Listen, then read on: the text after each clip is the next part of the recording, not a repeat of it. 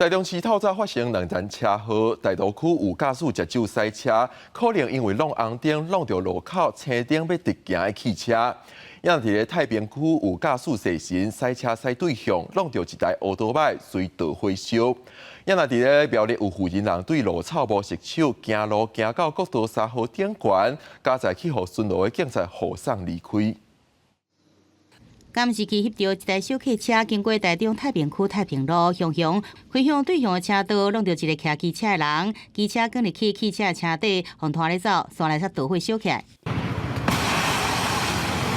代志是发生伫11早起6点53分，四人的开车的人讲，家己伫上班中途一时细神造成车祸，甲对向这4楼骑车的人相撞，4楼这人喷飞到车道顶面。规城区真侪所在找着伤，送医急救，甲在无性命危险。事发了后，消防队赶到现场来拍火，双方无啉酒，事故责任还佫调查。应该是我闪神来，就没有注意到他。刘姓女子身体多处擦挫伤，意识清醒。由119送中国医药大学附设医院救护，尚无生命危险。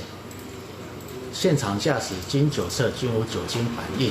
刚刚透早4点外，台中大道油园路甲中正路口，是发生2台轿车高速相撞意外，敢若是白色轿车抢红灯，甲环向银色轿车相撞。白车失控直接撞去店头的电仔卡，2台车车头受损真严重，车顶5人受伤送医，加在无性命危险。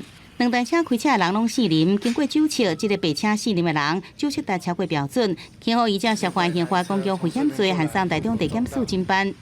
他就是完全没有刹车，他会闪掉。一方林男经实施酒测值超标，全案依事故处理程序调查处理，并依刑法第185之3公共危险罪函请台中地检署侦办。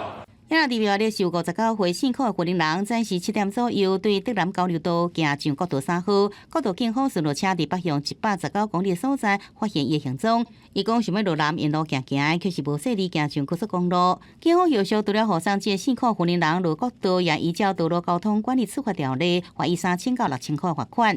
记者综合报道。